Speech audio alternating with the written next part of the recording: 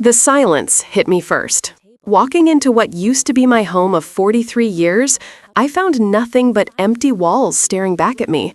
The sound of my footsteps echoed through rooms that once held laughter, arguments, and decades of memories. My son had sold my house, without asking, without warning, without giving me a choice in the matter that would change everything. The kitchen where I'd made thousands of meals stood bare, its counters cold and lifeless.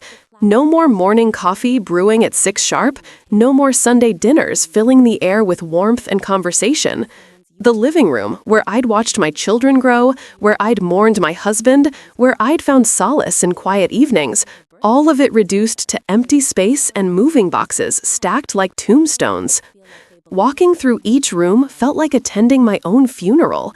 The bathroom mirror reflected a woman I barely recognized, hollow-eyed, betrayed, lost. How could my own flesh and blood make such a decision without consulting me? This wasn't just about a house. This was about stripping away the last remnants of my independence, my dignity, my right to choose my own path. The anger burned in my chest like acid. 43 years of life, of building something meaningful, of creating a sanctuary where I felt safe and in control, gone, sold to strangers who would never understand the significance of the creaky third stair or the way afternoon sunlight painted golden rectangles across the hardwood floors I'd polished with my own hands for decades. But beneath the rage, something darker stirred, a grief so profound it threatened to swallow me whole. This wasn't just about losing a house. It was about losing the last connection to the woman I used to be, the life I'd built, the independence I'd fought so hard to maintain. My son's betrayal cut deeper than I ever imagined possible. Standing in that hollow shell of my former home, I couldn't escape the crushing realization that the person I trusted most had orchestrated my displacement. Every box labeled with my belongings felt like evidence of my son's calculated betrayal. How long had he been planning this? How many nights had he lain awake plotting to remove me from the only place I still felt like myself? The neighbors had watched the moving trucks, probably whispering among themselves about the old woman whose son decided she couldn't handle her own life anymore. Mrs. Patterson from next door had always been kind, bringing over casseroles when my husband passed. Now she'd witness my forced exile, another story of aging parents losing control to well-meaning children who think they know better. I found myself questioning everything about our relationship. Had his weekly visits been genuine care or reconnaissance missions to assess my capability? When he fixed the loose port railing last spring, was it out of love or evidence gathering for his case that I couldn't maintain the property? Every gesture of concern now felt tainted with ulterior motives and hidden agendas. The financial aspect stung almost as much as the emotional betrayal. This house represented decades of sacrifice, of working extra shifts as a nurse, of skipping vacations to pay down the mortgage. My husband and I had poured our hearts and savings into making this place ours. Now it's just another transaction in someone else's portfolio, its sentimental value dismissed as irrelevant. Sleep had become impossible in my temporary accommodations. Every night brought fresh waves of abandonment, replaying conversations where my son had seemed supportive of my independence. His reassurances that I was managing well alone now felt like lies designed to keep me compliant while he made arrangements behind my back. Trust, once broken, leaves jagged edges that cut with every memory. The confrontation I'd been rehearsing for weeks finally arrived when my son appeared at my temporary residence, keys to my former life dangling from his fingers like trophies. His casual demeanor infuriated me more than any argument could have. He sat down across from me as if this were just another family chat, as if he hadn't just demolished the foundation of my existence without permission. How could you? The words erupted from somewhere deep in my chest, carrying 43 years of attachment and 3 weeks of sleepless fury. How could you sell my home without even discussing it with me? That house wasn't just property, Michael. It was my life, my independence, my choice to make. His face showed surprise at my intensity, as if he'd expected gratitude instead of grief. He started explaining himself, but his words felt hollow and rehearsed. Something about safety concerns, about practical considerations, about thinking he was doing what was best for me. Each justification felt like another slap, another dismissal of my right to determine my own fate. I'd raised this man, taught him right from wrong, and somehow failed to instill respect for his own mother's autonomy. "You had no right," I continued, my voice shaking with suppressed rage. "No right to make decisions about my life as if I were already gone, as if I no longer mattered in my own story. That house held everything that made me who I am. You've stolen more than property. You've stolen my identity, my dignity, my sense of place in this world." His attempts to interrupt only fueled my anger further. Years of being the accommodating mother, the understanding widow, the grateful recipient of his occasional attention, all of it dissolved in the face of this ultimate betrayal. He would hear every word of my pain, every syllable of my disappointment, whether he wanted to or not. Some wounds demand their voice. My son's face crumpled as my accusations hit their mark, but I felt no satisfaction in his pain. The hurt in his eyes only reminded me of the little boy who used to run to me for comfort after nightmares. Now I was the source of his anguish, and he was the architect of mine. We sat in this toxic cycle of mutual wounding, neither able to hear past our own grief. "Mom, please let me explain," he pleaded, but explanation felt like another attempt at manipulation. How could words possibly justify such a fundamental violation of trust? I'd spent 3 weeks imagining this conversation, and nothing he might say could rebuild what he'd destroyed. The sale was final, the damage complete, the betrayal irreversible in ways that stretched far beyond real estate transactions. His hands reached toward me across the kitchen cable, but I pulled back instinctively. Physical comfort felt impossible when emotional safety had been so thoroughly compromised. The gap between us seemed to widen with each passing moment, filled with unsaid resentments and unacknowledged fears about aging, independence, and the shifting dynamics of our relationship as mother and child. I watched him struggle to find words that might bridge the chasm his actions had created. Part of me wanted to hear his reasoning, to understand what could possibly have motivated such drastic measures. But a larger part of me remained too wounded to listen, too angry to consider that his motivations might be more complex than simple disregard for my wishes. The silence stretched between us, heavy with decades of shared history, now overshadowed by this single act of betrayal. I realized that regardless of his explanations, our relationship had fundamentally changed. The mother who had trusted him implicitly was gone, replaced by a woman who now questioned the motives behind every gesture of care. Some innocence, once lost, never fully returns. Despite my resistance, something in my son's expression made me pause. The desperation in his voice carried a weight I hadn't initially recognized. Not guilt, but genuine anguish. His next words came out in a rush, as if he'd been carrying them like stones in his chest. "Mom, you fell and couldn't get up, and I found you 3 hours later when I came for our usual Sunday dinner." The memory hit me like cold water. I'd dismissed that incident as a minor mishap, nothing more than a moment of clumsiness while reaching for something in the pantry. I'd told him it was nothing, that these things happen, that I was perfectly fine. But seeing his face now, I began to understand that what felt trivial to me had been catastrophic from his perspective. The fear in his eyes told a different story than my casual dismissal. "You were unconscious when I found you," he continued, his voice breaking slightly. "The paramedics said if you'd hit your head just slightly differently, or if I'd been even an hour later." He couldn't finish the sentence, but the implication hung between us like a shadow. My minor fall had been his worst nightmare realized, a glimpse of possibilities too terrible to voice. I tried to remember that day more clearly, but the details remained fuzzy. Had I really been unconscious? Had the situation been more serious than I'd allowed myself to acknowledge? Sometimes we minimize our own vulnerability to preserve our sense of independence, even when that denial puts us at greater risk. My son's anguish began to make uncomfortable sense. The anger I'd been nurturing for weeks started to shift, making room for something more complex and unsettling. If his version of events was accurate, then my fury might be misdirected. But admitting that possibility meant confronting truths about aging and vulnerability that I'd been desperately trying to avoid. Some realizations arrive whether we're ready for them or not. As my son continued speaking, his words painted a picture I'd never considered. The sleepless nights he'd spent worrying about me living alone, the panic that gripped him every time I didn't answer the phone immediately, the constant fear that he'd arrive for a visit to find me injured or worse. My independence had become his prison of anxiety, though I'd been completely oblivious to his struggle.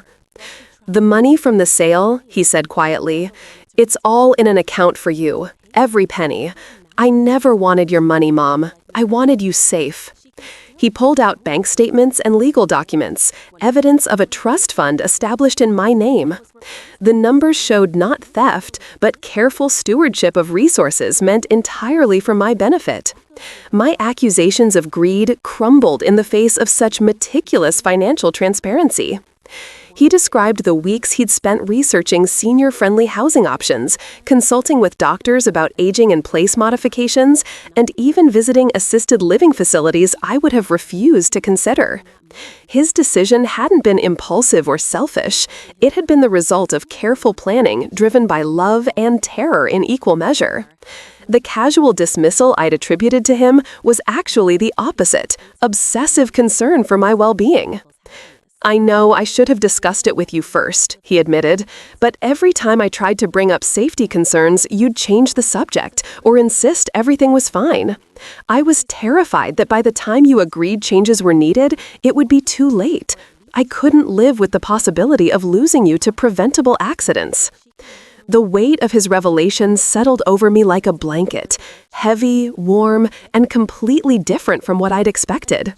My son hadn't betrayed me. He'd tried to protect me in the only way he knew how. The realization brought its own kind of grief, mourning my anger, questioning my assumptions, and facing the uncomfortable truth that my perspective had been incomplete all along. Through tears I hadn't expected to shed, my son showed me photographs on his phone.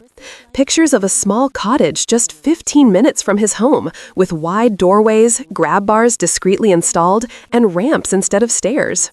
He'd spent months working with contractors to create a space that would provide safety without sacrificing dignity. Every modification had been carefully considered to support independence while reducing risk. The cottage had been purchased and renovated entirely with proceeds from my house sale, plus significant additions from his own savings. This wasn't a cost-cutting measure or a way to control me. It was an investment in a future where I can maintain autonomy while having support readily available. The photos showed a place designed specifically for my needs, my preferences, my comfort in this stage of life.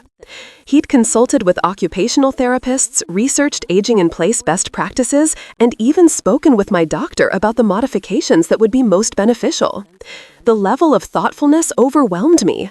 While I'd been focusing on what I was losing, he'd been working tirelessly to create something better suited to my evolving needs. His silence hadn't been dismissal. It had been protection from worry during the planning process. "I wanted to surprise you," he said softly, "to show you that moving didn't mean giving up your independence. It meant preserving it in a safer environment."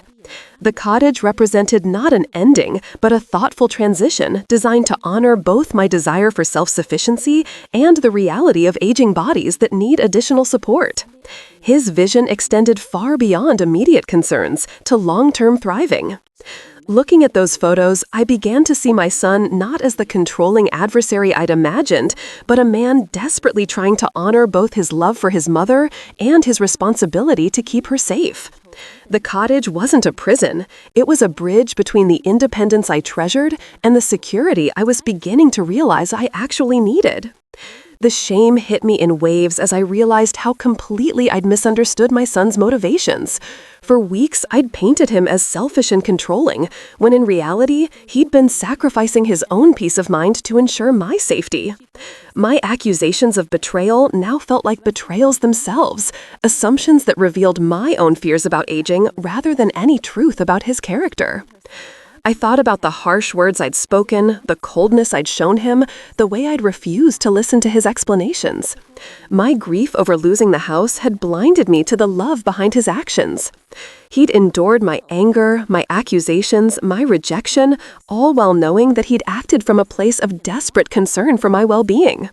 His patience with my fury now seemed saintly. The neighbors I'd imagined judging my situation had actually been part of his support network. Mrs. Patterson had helped him research the best contractors for aging-friendly modifications. The mailman had agreed to check on me during the transition period. My son had built a community of care around me while I'd been focused on my sense of abandonment. The isolation I felt had been largely self-imposed. "I'm sorry," I whispered, the words feeling both inadequate and essential. "I'm so sorry I didn't trust you, didn't listen to you, didn't try to understand what you were going through." The apology opened floodgates of emotion I'd been holding back since the discovery of the sale. Relief, gratitude, love, and regret poured out in equal measure, washing away weeks of accumulated resentment. My son's arms around me felt like coming home in a way the old house never could again. Physical buildings provide shelter, but human connection provides sanctuary. In his embrace, I began to understand that home had never been about walls and foundations. It had always been about the people who love us enough to make difficult decisions for our well-being, even when those decisions aren't initially welcome.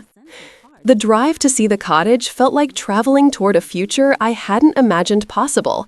My son had insisted on keeping the visit as a surprise until we'd worked through our misunderstanding, wanting my first impression to be untainted by anger or resentment. As we pulled into the driveway, I saw a space that looked nothing like the institutional setting I'd feared. This looked like a real home. The front garden bloomed with the same variety of roses I'd cultivated for decades at the old house. My son had somehow managed to transplant not just the plants, but their established root systems, ensuring continuity between my old life and this new chapter. The familiar fragrance welcomed me before I even stepped from the car, a bridge between past and future that honored both. Inside, the cottage revealed thoughtful details that took my breath away. My grandmother's china cabinet stood in the dining area, positioned to catch the same Eastern light it had enjoyed in my previous home.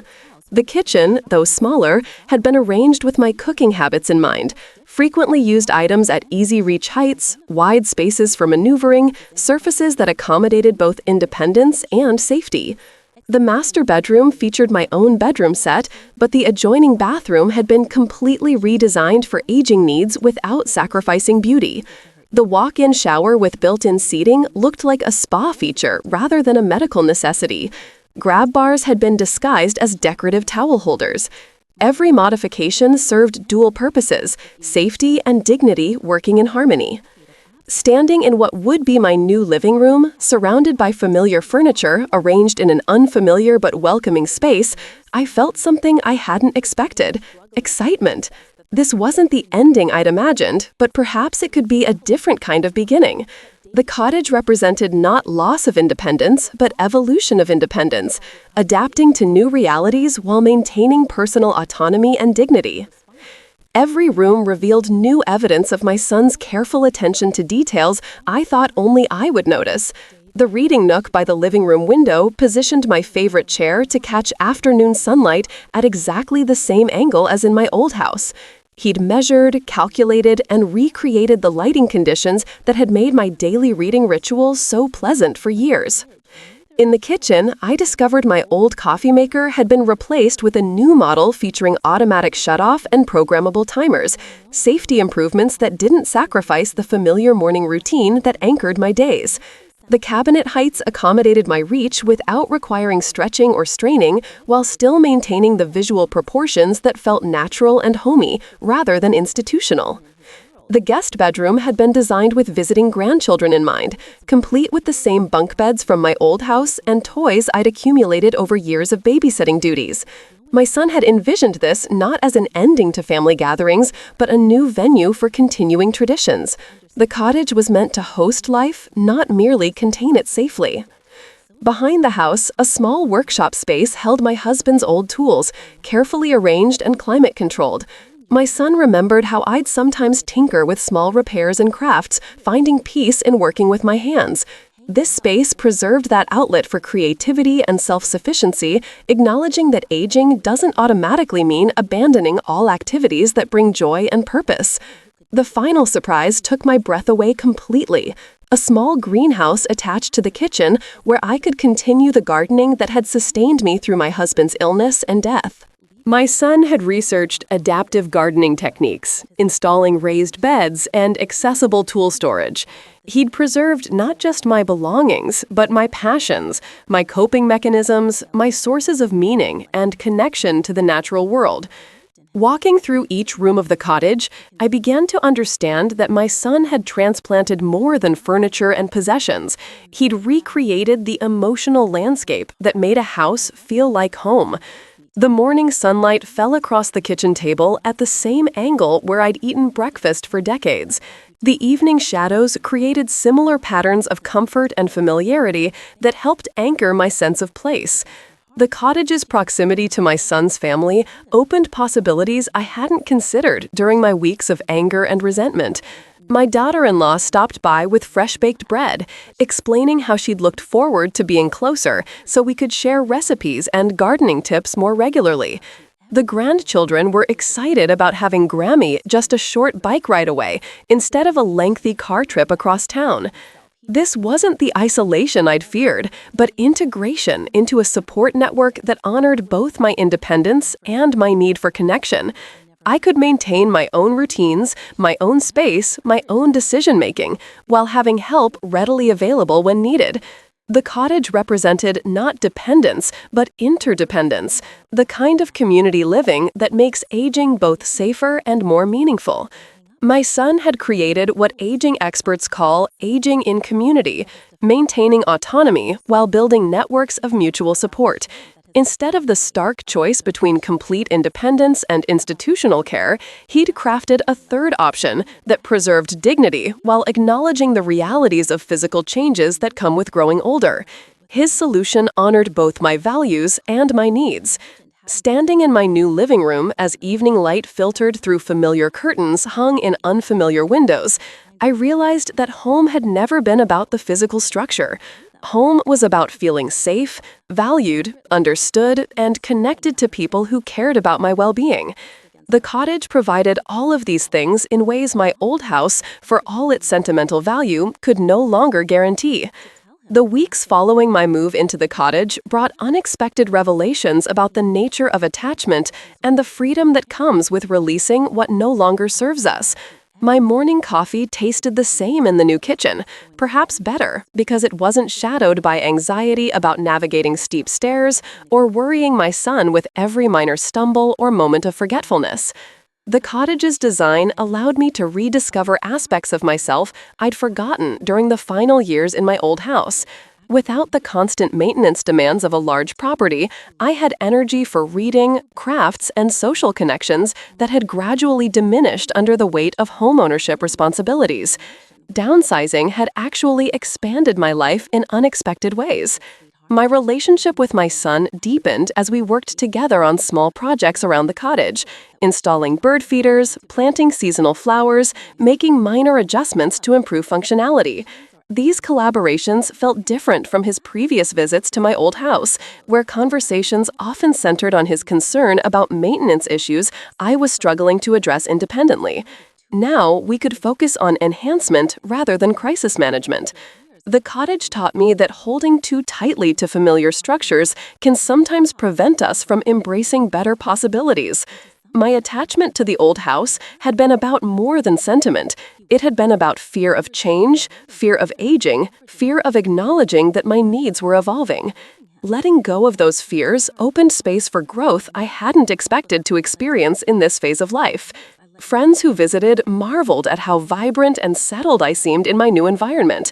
They noticed what I was beginning to feel, that the cottage had restored a sense of optimism about aging that I'd lost during my final isolated years in the old house. Sometimes what feels like loss is actually preparation for unexpected gain if we remain open to possibilities beyond our initial vision. Months later, I find myself grateful for the journey that led me to this cottage, even the painful weeks of anger and misunderstanding that preceded my acceptance.